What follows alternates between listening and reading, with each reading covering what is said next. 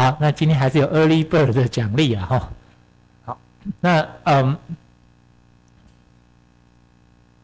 so again, let's recap what we have learned last week.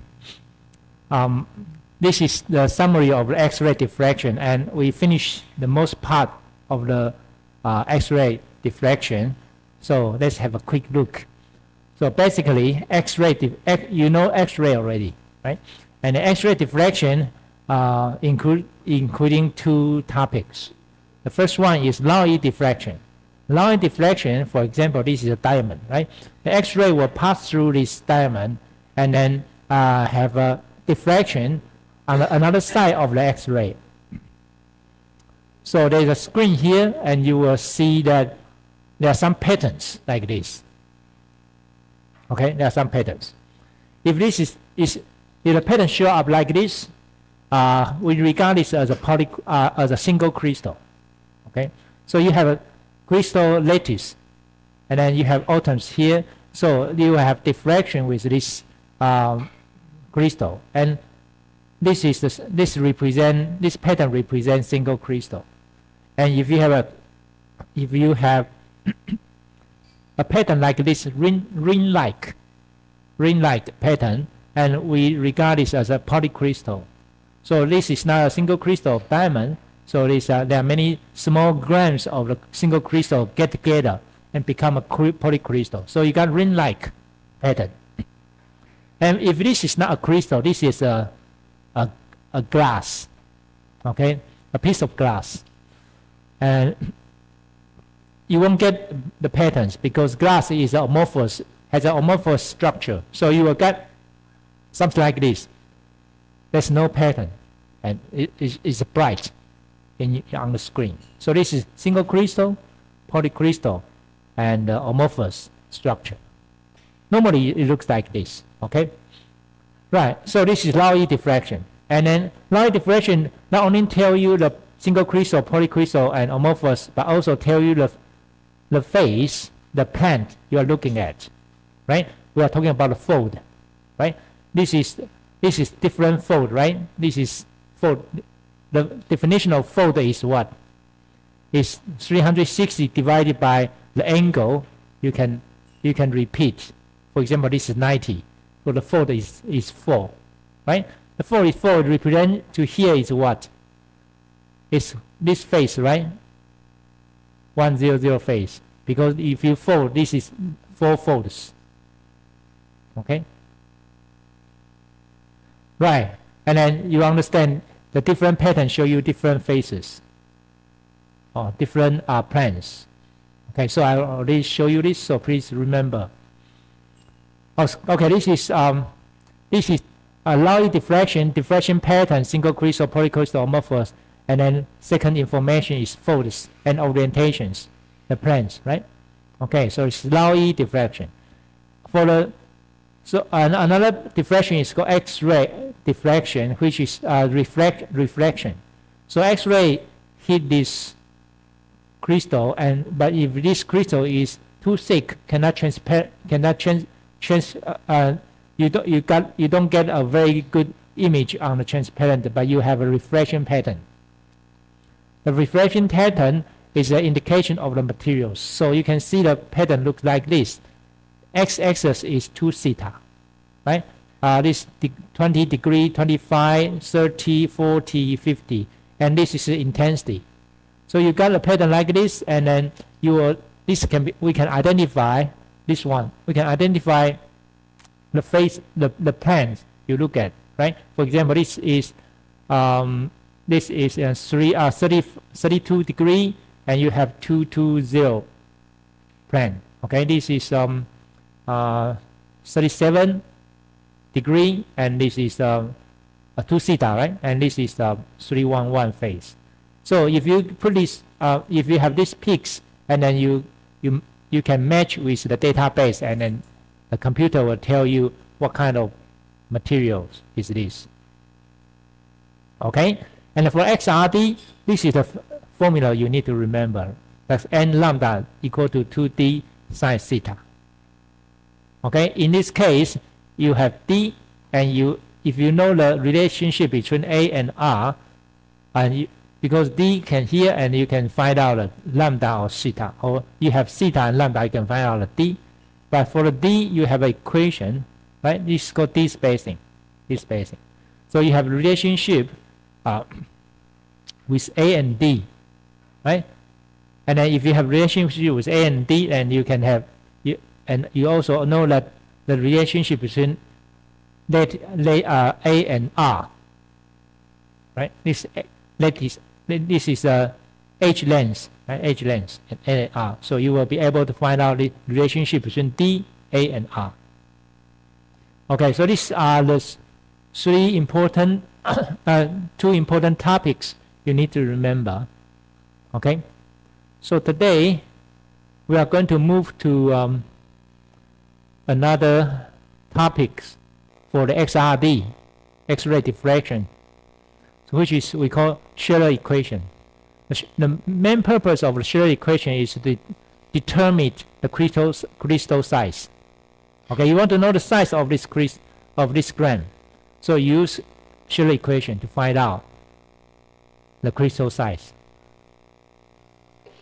So Scherer equation is a convenient method for determining the to determine two informations. First is the crystal size of a single crystal of the particle, okay, or a crystalline in a narrow crystalline bulk materials. So you can determine a single crystal, or you can determine a polycrystal. For example, you have this. So how can you find out the crystal size of this material? Okay, we have equation for you. Okay, so the first scientist to investigate the effect of the limited particle size on X-ray diffraction patterns was Paul Scherer. This is the one, and his supervisor is Debye. Okay, Peter Debye. And then they published this result in 1980s. Okay, and then they named this equation. They named the equation as a Scherer equation. So in the future, there's no Debye-Scherer equation. Okay, only Scherer equation.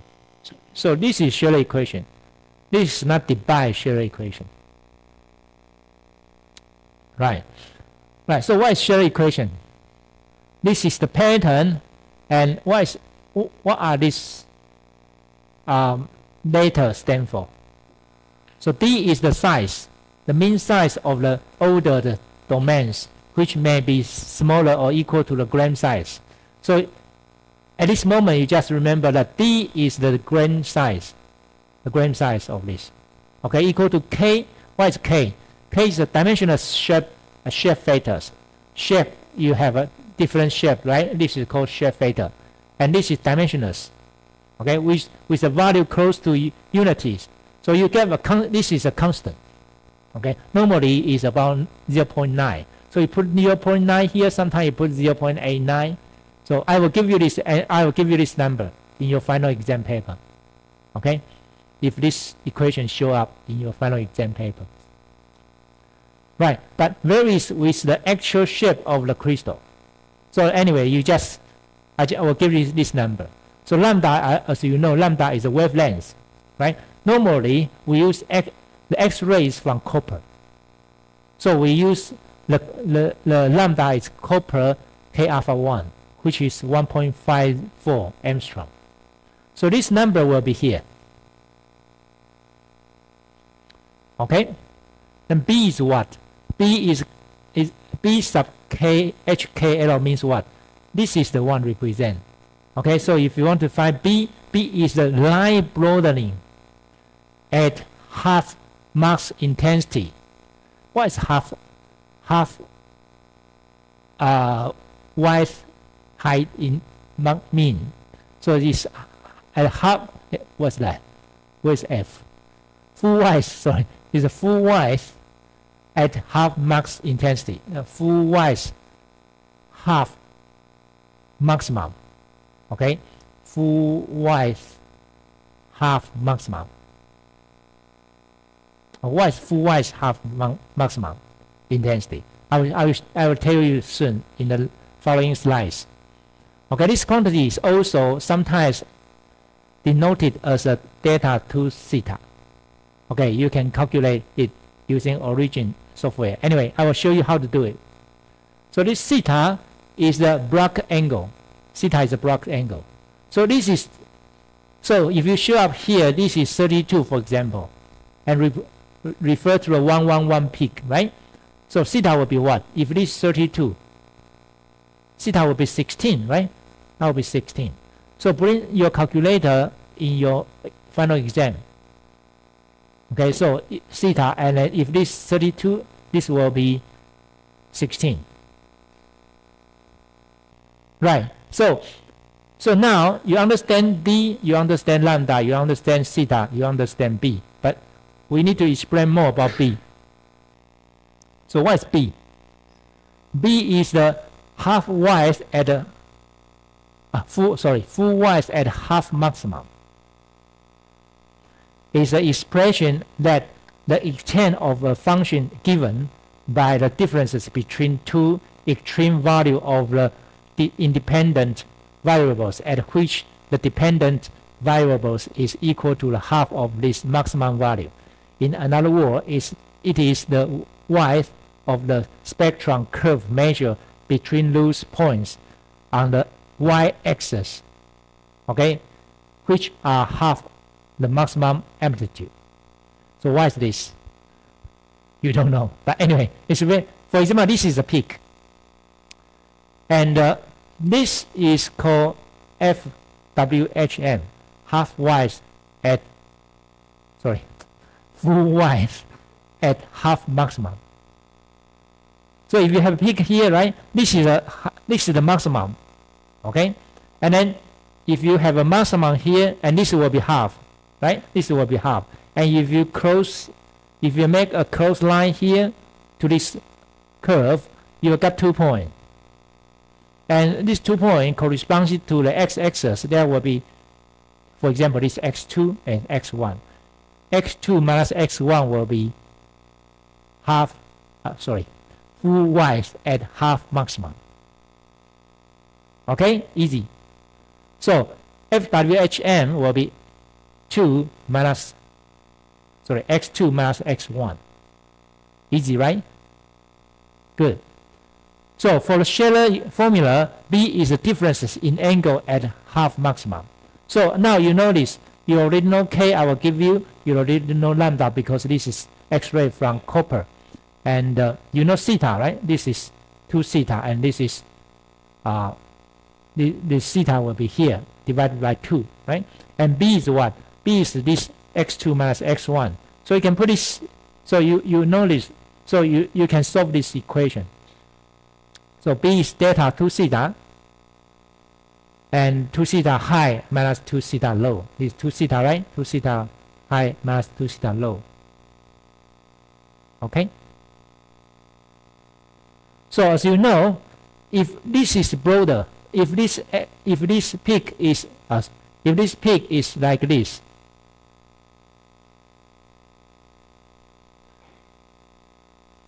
and then B will be increased, right? B will be increased if the curve like this, and B will be increased from here to here. So if B increase, B decrease. That means what? If you have a sharper peak, if you have a sharper peak, that means what? B decrease, D increase. That means the grain size will be big. If you have something peak like this, the particle size will be small. Okay, just show you this. For example, you have two samples. This is large grams, this is small grams. And if you use this equation, you understand in the peak, in the XRD, you will get a peak like this, very sharp, because it is huge. And this will be big, because what? This increase, this will be this decrease. So this is this is B, right? This 2 theta 1 minus 2 theta 2, that will be, B will be larger than this one. Okay? So this is a ready example like this. This is a narrow size zinc oxide particle. As you can see, that this B is larger than this one. This is micro sized. So the sharper peak represent the bigger size of the particle. Okay. So when to use Shelley formulas? You know, the Shelley formula, normally you use this in the case of the particle size less than 100 nanometer. Okay, basically it needs to be between 100 to 200 nanometer, the gram size. Okay, the peak broadening, this peak broadening, by it can be because of the particle size, but it also can be other factors, like for example, not only size but strength in different machine give you different this broadened shape. Okay, or it can be solid solution in homogeneity or temperature. Temperature also affect this one. So it's not only the factor of the size to let the peak broaden. Okay, but here we just show you if the other conditions are the same, the size will be the factor. Okay, so if the brace consistence for each peaks when associated broadening due to the critical size. Okay, so if the others are the same, then we can think of this. So K is a shape factor, depends on the definition of T and B. So anyway, in your final exam, I will give you this number. So this is a kind of, you know, this is kind of, it's not 100% right. So it's about 20 to 30% accuracy at best. So basically, you can estimate like this first to see the particle size. Okay, so other factors to affect the peak position and the peak wise can be this is no strength. Okay, this is uniform strength. If you pull this crystal like this way, and this peak will shift. Here, just for your information, I don't have time to tell you why, but you just think, or any factors can affect the peaks, the shift of the peak, of the broadening of the peak. Okay. So if this material apply a non-uniform strength like this, you pull like this way or you pull like this way, they will also show you different shape of the peak. Right. So also depends on the crystal. It also depends on the some of the example. This is because of instrumentation. So if you have a good machine, it can show you like this. If you have a not good machine, it show the peak like this. So this peak hidden two peaks. So you will lose some information about this. But anyway, just show you that there are many cases for this. Just let you know. Right. So this page is important. I want you to remember, because I will give you the similar example. I want you to find out the particle size using Shelley equation. So in your final exam, I will give you this equation, of course. Okay, and I will tell you that, wow, listen, this is a gold foil, and the peak here is 98.25. 2 theta is 98.25. Please find out the particle size of the gold foil using this information. Okay, so the information I gave you, I'll give you K. Like here is 0.89. Lambda will be copper, right? Should I give you this number? Or you should remember this number. Okay, I'll give you. Okay, I'll give you this number. So you just put this number here, and then the theta will be here, right? This will be divided by 2, 98.25 divided by 2. And important thing is you need to find out B. What is B? How to find out B here? So this is the peak, and the half of the peak, for example, the intensity is 7,000. So you need to find out the peak at 3,500 here. And then you have x2 and you have x1, right? You have x2 and x1. So you just x2 divided by x1, that will be B. Okay? So, I give you K will be 0.89. And all you need is B. How to find B? B is, for example, here is 98.3 divided by 98.2. This is 98.25, right? Okay, so you have something here.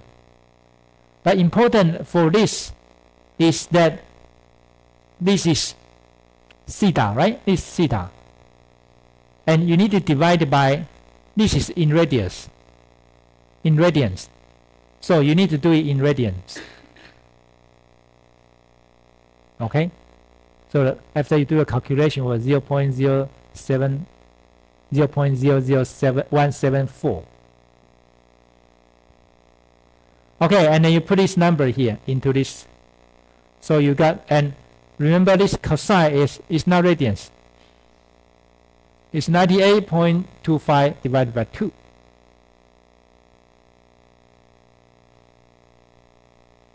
Okay? So, because you remember the dimension. There's different dimension here. So, be careful. Easy, right? Piece of cake. It's high school level. Okay, so finally you got the answer is D is about 120 nanometer. Okay, so this is one of the example, and very likely this kind of question will show up in your final exam paper. Right, finally, I want to show you that X-ray has many functions. This is X-ray diffraction. As you know that we understand this peak is represent the copper 111 plane. This peak represent copper 101. For example, this peak represent aluminum oxide.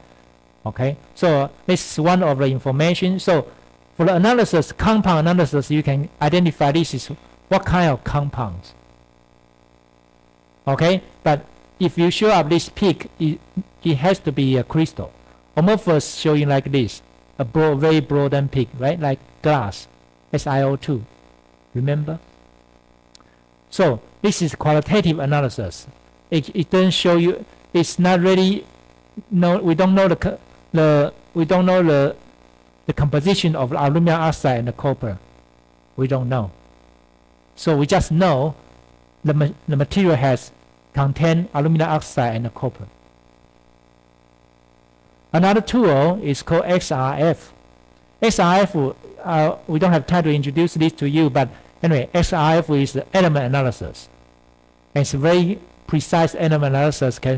Nowadays you can measure to the ppm level. Okay, element of ppm level.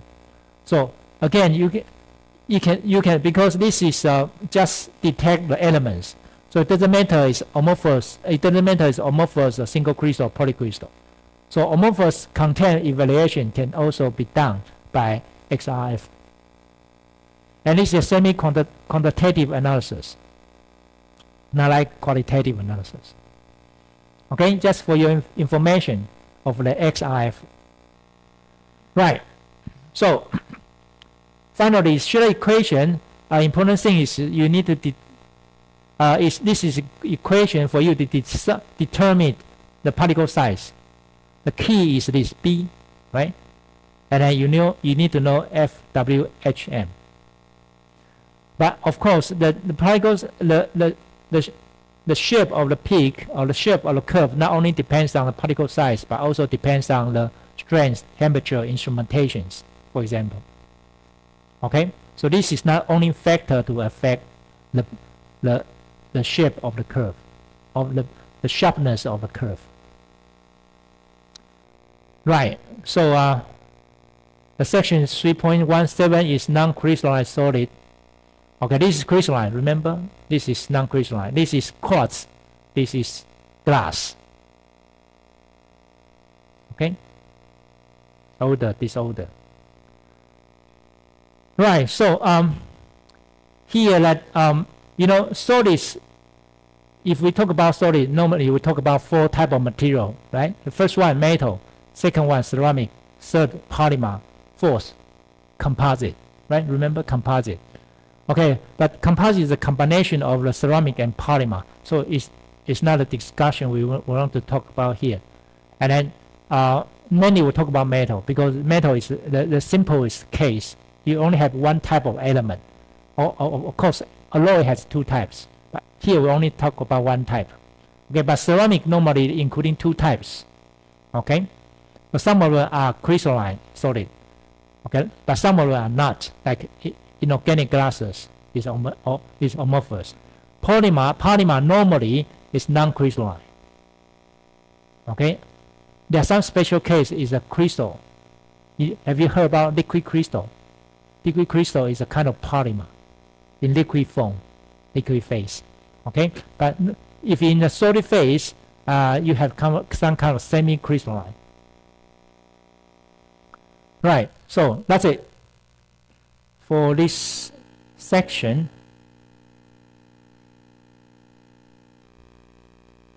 So let's move to let's move to the have we finished? This we do, right?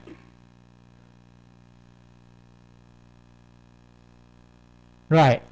So view.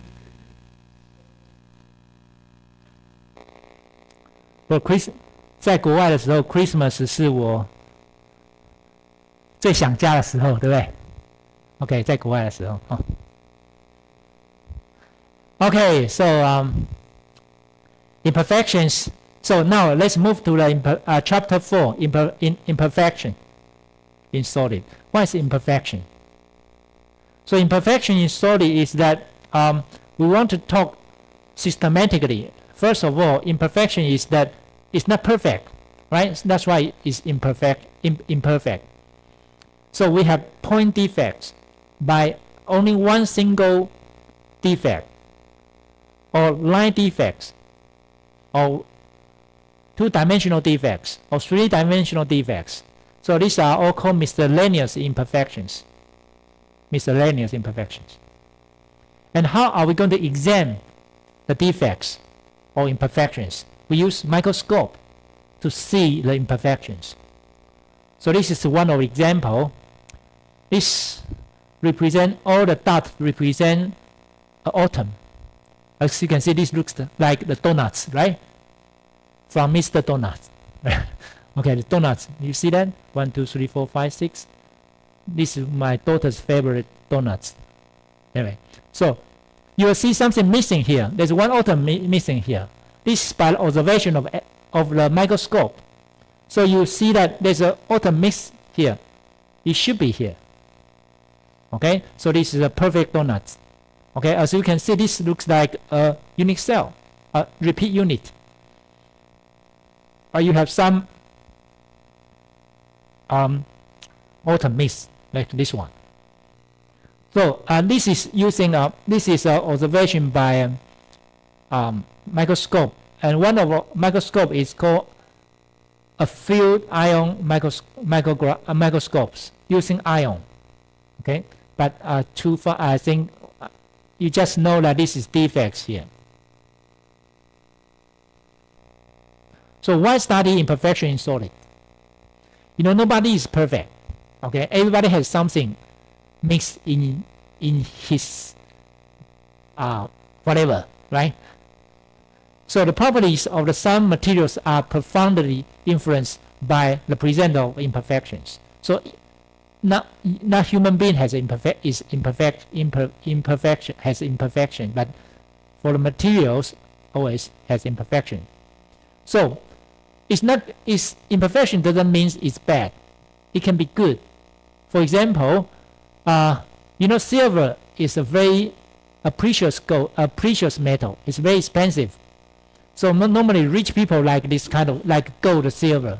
So in the old time, the rich family, they have a silver cartridge, like forks, spoons. But silver is too soft. You cannot use silver forks because you cannot cut, you cannot get the food. So they put 7.5% of copper into the silver. So copper made the silver strong. Okay, make a silver strong. That's why we call stirring. Okay, so copper is an element of the imperfection in the silver, but copper doesn't mean bad. The silver, the forks made by silver is strong because of the copper. Okay. And also, the other example is that this is a wafer, right? Silicon wafer. And if you want to change the conductivity of this silicon wafer, you put a dopant, like boron or phosphorus. So you can change it to N-type semiconductor or P-type semiconductor. And also you can change the conductivity. Not only change the conductivity, the color will be changed of this silicon. Anyway, so this represent good, or you want to engineer the material by dopant, by make this metal imperfect. Okay. So this introduction. So perfection and imperfection. Perfection is pure metal materials, and the imperfection is they have some impurities in a pure material, right? So perfection is defect free. The atomic arrangement is perfect. Okay, and the imperfection is you have some defects. So the atoms is not in the place it need to be. Right, so in perfection, the ideal solid perfect order single crystal materials on an atomic scale does not exist. So there's no perfect things, always imperfect. Right? All contain large numbers of the various defects or impurities. Right, so how are you going to make imperfections in solid? How are you going to make imperfection in solid? You know, one of the methods we use solidification. It was liquid and you make it become solid. And during the phase change from liquid to solid, you have some imperfections formed. Remember this? There are two steps. The first step is nuclei formation. The second step is the growth of the nuclei to form a crystal. And you have grains. Remember? You have grains. From liquid to become nuclei and become small crystal. And this is small crystal get together and you have polycrystal. And this is what we call imperfection because you have grain boundaries. And we regard this as a two-dimensional imperfection. Okay, so the crystal grows until they meet each other. So this is type of imperfection. Okay. So crystalline defects. So crystalline defects, a lattice irregularity in one or more dimensions on orders of the atomic diameter. So we can regard this as defects including four types of things. First one is what we call zero-dimensional point defects. So for example, you have atoms here, you pack it very well, and it's a single crystal. But you have something missed here. So this is what we call zero-dimensional point defect. One of the example of the zero-dimensional point defect. And you might think, wow, Professor, how about one-dimensional linear defect? One-dimensional linear defect is like this. You miss one line, or you put extra line here. This is what we call one-dimensional linear defect, right? Okay, how about two-dimensional defects? You take a plane away, or you have many different ways. Okay, you have two-dimensional interfacial defects, or we call boundary. Remember boundary? Okay, the grand boundary is two-dimensional defect. Of course, if you take a particle away from a single crystal, this is called three-dimensional bulk defects. Okay, so let's introduce this one by one. So this is defects. These defects, you have extra one, you put one more defects. But again, you have different type of imperfection. That's what we call impurity. Impurity is you put different type of atoms into this single crystal. For example, if the size of this the atom B is similar to the atom A here, so you replace atom A to atom B in this place. This is what we call substitutional impurity atom. However, if you have a very small atoms compared to the atoms in the single crystal, and these atoms stay between atom A, and this is what we call interstitial impurity atom. Okay, so these are impurity, okay, foreign atoms compared to the host atoms. Right, so the type of defect from zero dimensional point defect, we have vacancy, self-interstitial, this is called vacancy. Is this one? This is what we call vacancy. Self-interstitial atoms. This is self-interstitial. Okay, self-interstitial. And third one, interstitial atoms. You have foreign atoms. This is called interstitial impurities or interstitial impurity or atoms. And this the first one is called substitutional atoms. Substitutional is this one. You know, this type A atom, type B atom. Okay, so you replace the site of the atom A here to become atom B. So this is what we call substitutional atoms. So this zero-dimensional defect, point defect involve these four types. The one-dimensional line defects or linear defects we call dislocation. This is what we call dislocation. Can you see that? This line is not matched to the line here. So this is extra line. See that? This is extra one. Just insert into this place. So you have this is what we call line defect. Line defect. Others, you see that this can be this line. It was line here. It was line here.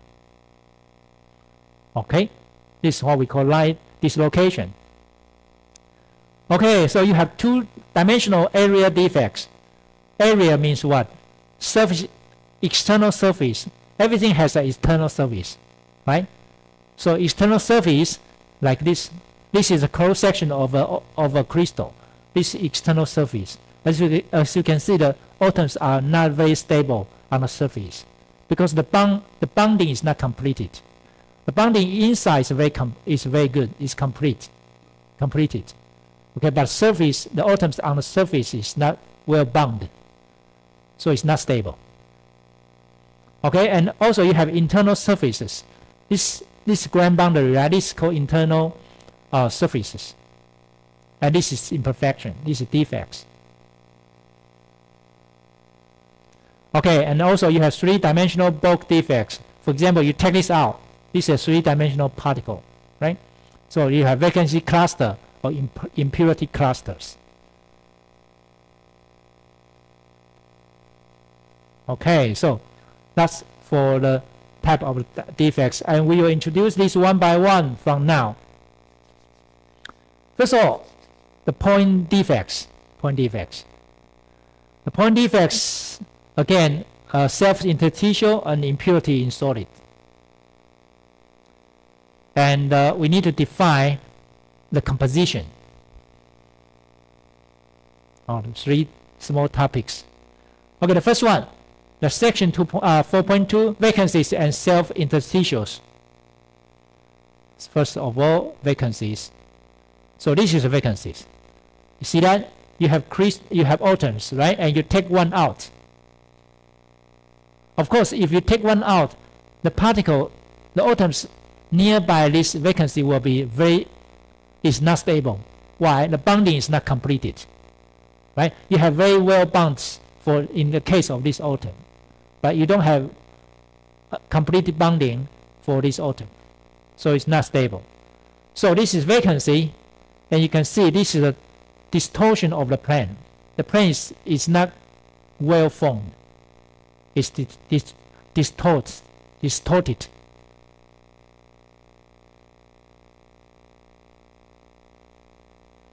So this is the simplest of the point defects.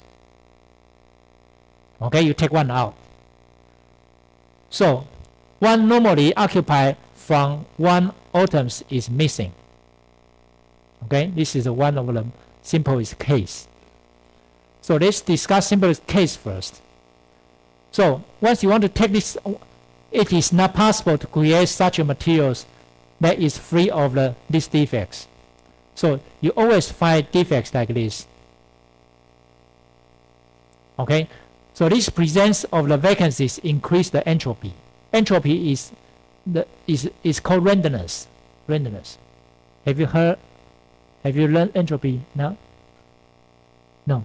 Second year.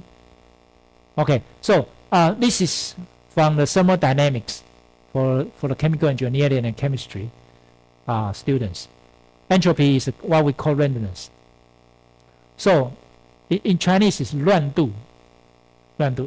The 乱度 will be increased because you have vacancies. Okay. So how about the energy? If you want to take out one electron, one atoms require energy, right? Require energy. So energy to do the formation of vacancies. Okay. So vacant atom site is in this structure. If you want to take this one out, what do you need? You gain the energy or you lose energy? Okay, you want to apply energy to this system, so you can take atom out, right? You can eject, the atom can eject from this crystal. So formation of vacancies need energy, require energy. The very basic energy is what? Is thermal energy, right? So if you increase the temperature, you will have more vacancies. Or if you increase the temperature for this crystal, you will have more vacancies. Right? Okay. So the formation of vacancy equal to what? The bonding energy. Right? So because, for example, this atoms has bonding energy to its neighbor atoms. Right? You have bonding energy. So if you take A energy away, if you want to take this atom out from this position, you need to break how many bonds? 8 bonds, right? 1, 2, 3, 4, 5, 6, 7, 8. Because the coordination number of this structure is 8, right? So that's why. And how are you going to use this? How are you going to apply this energy? It's thermal energy, right? Thermal energy against bonding energy. So you have 8 bonds, and each bond has its own bonding energy. So you need to have 8 times of this bonding energy in order to take this one out.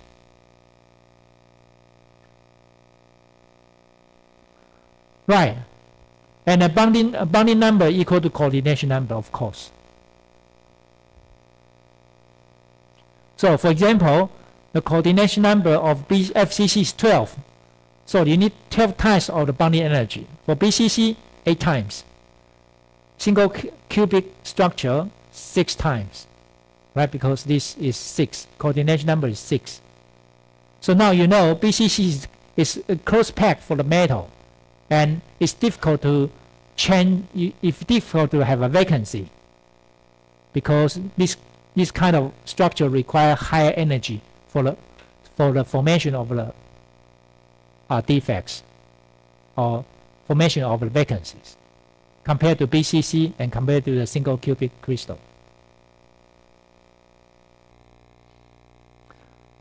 So now, you know, when we change the temperature, the vacancy will be changed. The number of temperature will be changed. So there is a definition called fraction of the vacancy. That's also we call the equilibrium concentration. At some point, at a temperature, when temperature reaches to some point, there's a kind of equilibrium of the vacancy. So we use this equation to represent the vacancy. We call fraction of the vacancy. F sub V. V stands for vacancy. Okay? And equal to what? Equal to this equation. Ladies and gentlemen, I want you to remember this equation. Okay? Because easy, very easy. Why? What's Vn divided by n? Vn is what? Vn is the number of the defects per unit volume. What's n? N is the number of the potential defect sites per unit volume. So for example, in this case, you have 1, 2, 3, 4, 5, 6, 7, 8. 1, 2, 3, 4. You have 32 atoms. So n will be 32. Okay, n will be 32.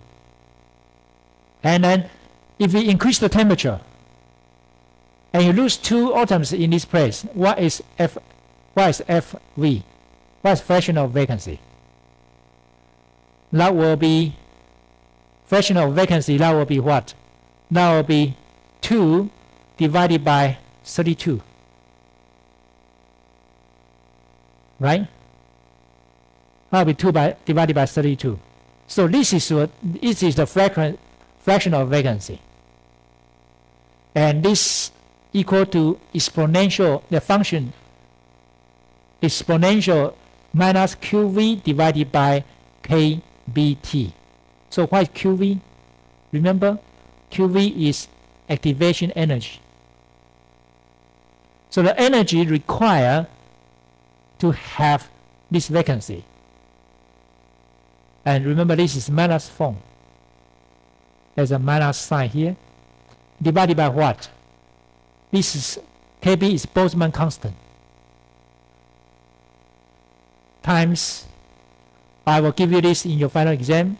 I will give you this number in your final exam, especially this electron volt. Times what? Times temperature. So, ladies and gentlemen, when you see Boltzmann constant times temperature, it means what? The dimension of this is energy. So you have energy against energy. So this energy from outside, this energy of the bonding.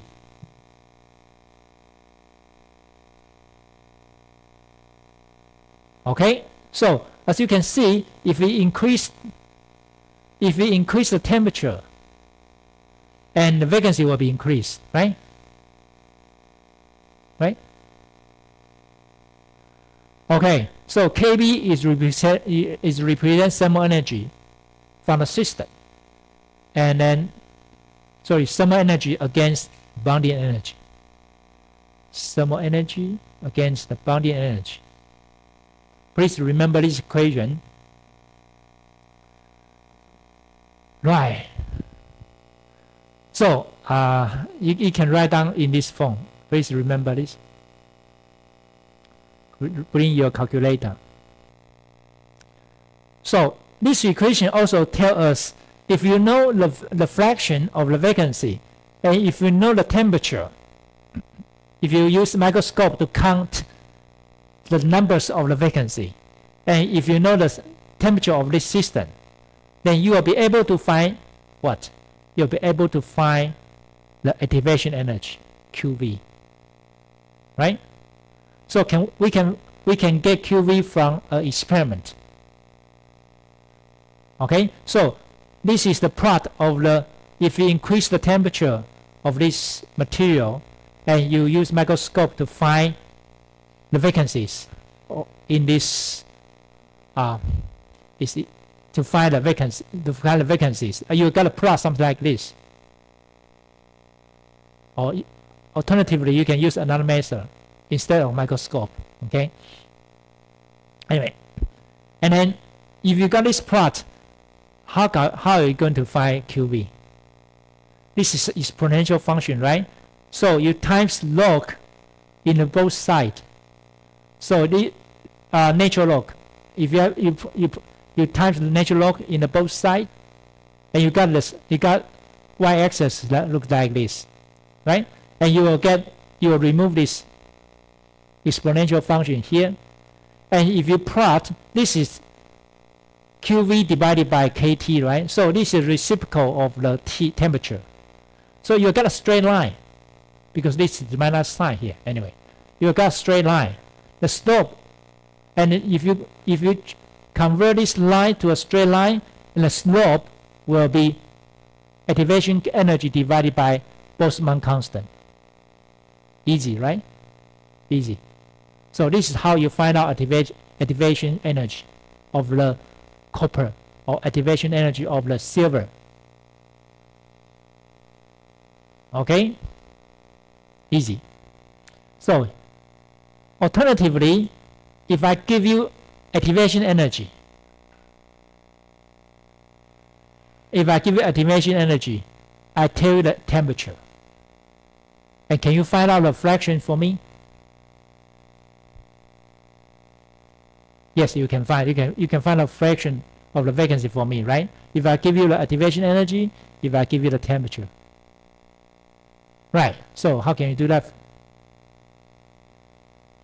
Right. So, for example, this also can be in your final exam paper. Is that I tell you that I want you to find out a copper, 1 cubic meter copper. One cubic meter is 1 meter, right? 1 meter times 1 meter times 1 meter. Okay, this copper at 1000 Celsius. What's the number of the vacancy in this cube? 1 meter times 1 meter times 1 meter. Can you do the calculation for me? Actually, it's also very easy. If you do practice 5 times, I'm sure you can get the right answer in your final exam. Okay, you just remember this equation, right? It's this equation, and then I give you this, I give you this. So you can find out the fraction. The problem is that how can you find out this one? And how can you find out this one? So this is 0.9 electron volt. This is 1273 Kelvin. And you know this is the number of this. So easily you can find out this. And how are we going to find out? NV divided by N. So I told you that this is 1 cubic meter, right? So N is what? How do you find out the numbers of the 1 cubic meter? You need density. Of course, I will give you the density.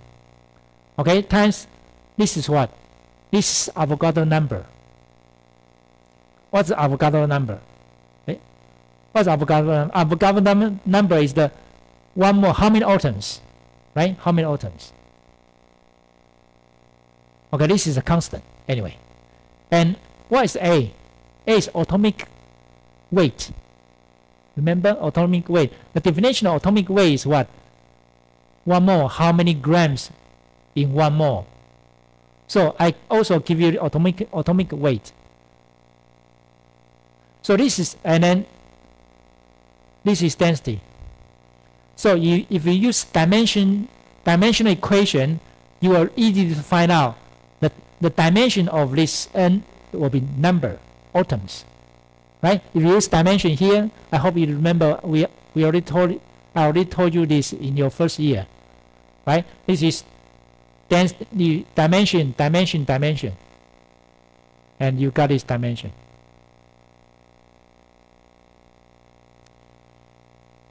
Okay, from your I'm sorry that from your from the last version from your PDF file, I'm sorry I typed this wrong, so I just want you to change this.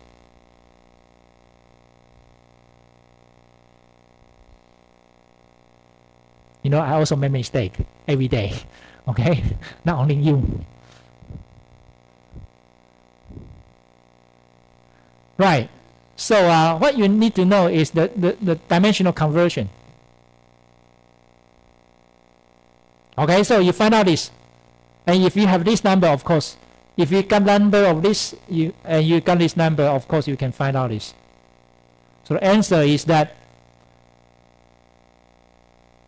at 1 cubic meter copper at 1000 Celsius, you have 2.2 times 10 to 25 vacancies. It's a huge, right?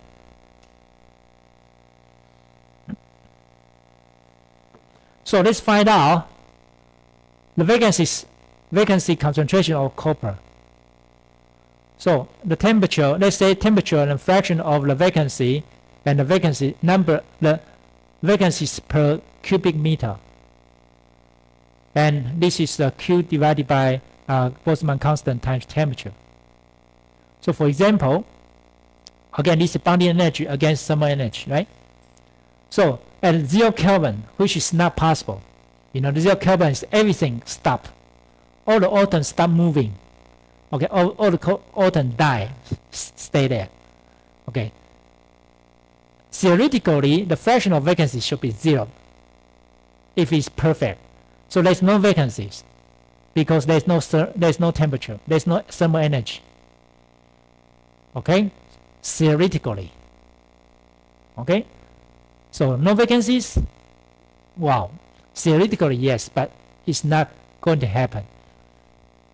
Anyway, if we increase the temperature to the room temperature, I mean 300 Kelvin, and we just use this equation here, right?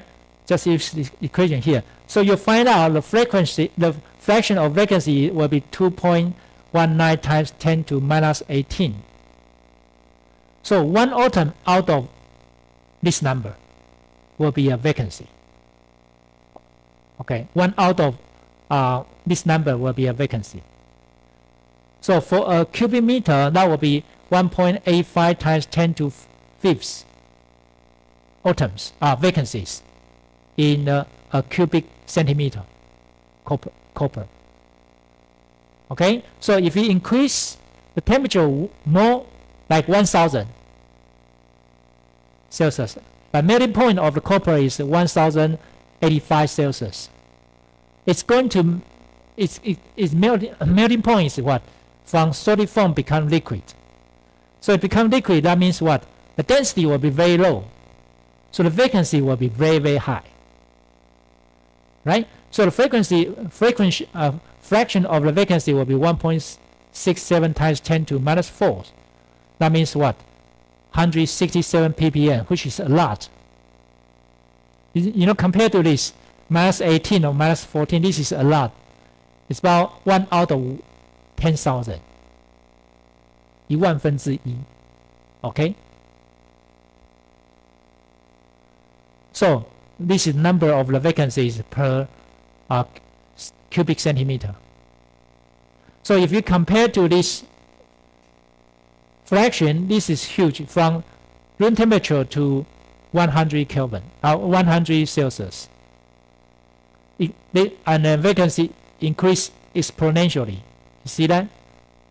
It doesn't increase a lot, but it's increased a lot.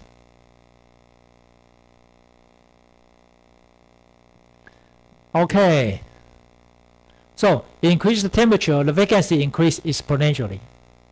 Okay.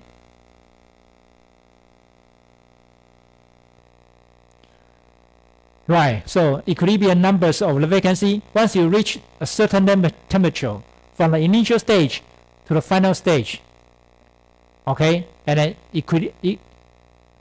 the vacancy equilibrium numbers of vacancy is that the vacancies increase exponentially with temperature, and then for the most of the metals, the fraction of the vacancy just below melting point is on the order of 1 out of 10,000. 1分之一. Okay, you have 10,000 atoms, and one will be missing. So one later side out of 1000 will be empty. So for example, copper, I just give you example, right? So this is the one. Right, so this is the the vacancies, I want you to remember there's one equation I want you to remember related to the temperature. Okay, the second topic is self-institutional. Okay, self-interstitial. Right, so this is vacancy. You take one out. Okay, how about you put one in, one atom into this crystal. So this is distortional plane, right? And this is distortional plane, this distortional plane. So this is what we call self-interstitial. You have the same atom, same type of atom, and you put into the same type of the crystal. Atoms in the crystal. Okay? So this is what we call self-interstitial.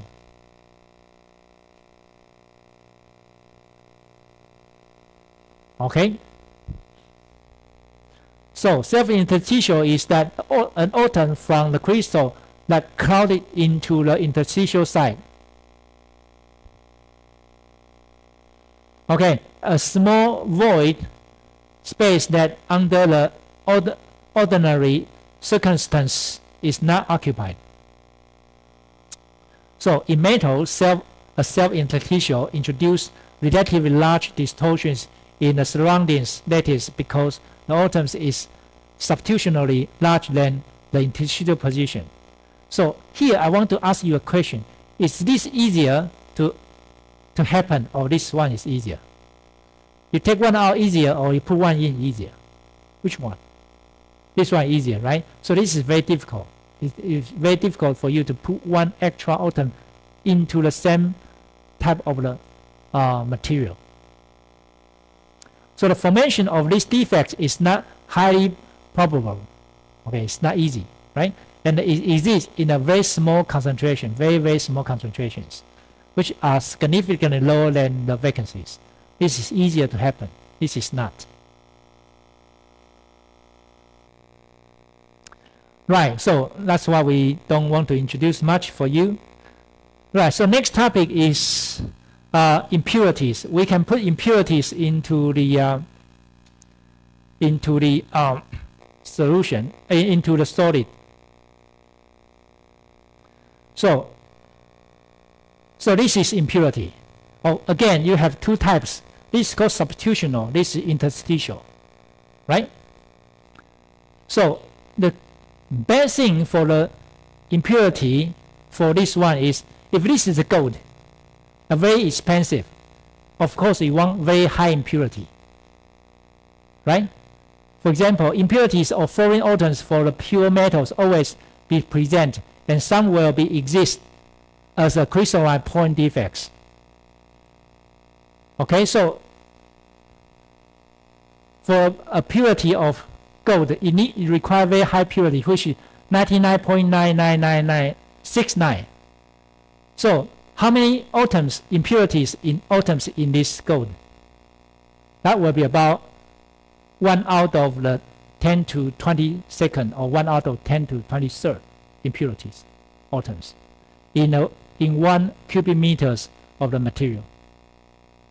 So there are 69. You still have so many impurities in the gold. That's why for the silicon, for the semiconductor industry, require 11 nines, 99.99, 99.999999999.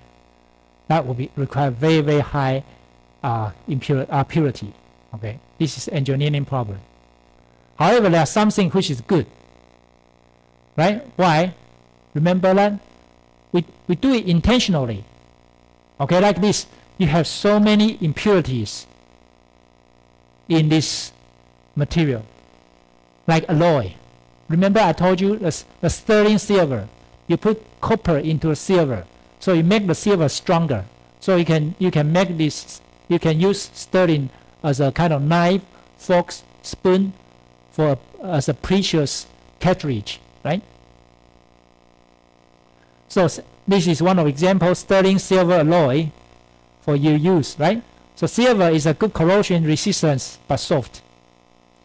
Okay, it's not precious but also good corrosion resistance, right? You can use. Before you have stainless steel forks, right? You use this kind of springs or forks. Okay, the copper enhances the mechanical strength without depreciating the corrosion resistance.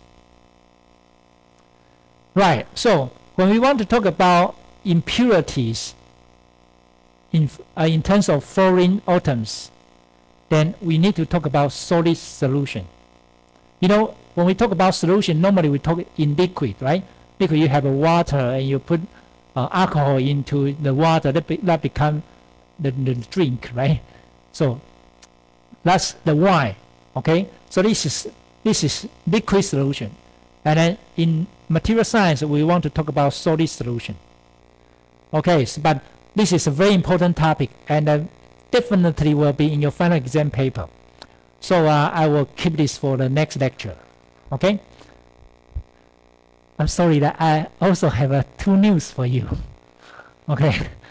The good news for you is that I'm sorry that I need to go to Japan on Friday. So for some reason, I'm sorry.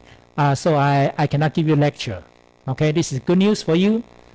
The bad news for you is that I feel very guilty for not be able to give you lecture. So I record my lecture, okay, for you to watch on Friday. So I will record my lecture today or tomorrow, and I'll put it to the YouTube, okay? And so please spend 75 minutes for material science on Friday, okay? I will record my lecture start from the solid solutions, okay? And please visit visit the YouTube. Let me become YouTuber, okay? Let me feel happy, okay? And then and I will see you on coming Wednesday, because next week will be the last week for our lecture, right? Am I right? Next week will be we still have 2 lectures face to face. So next week I will give you the last 2 lectures. Okay. So please, do you want me to bring something back from Japan for you? Especially top 3 students who got the highest scores in Kahoot. Okay, if you do, please email me. I will think of it. Okay. Right. So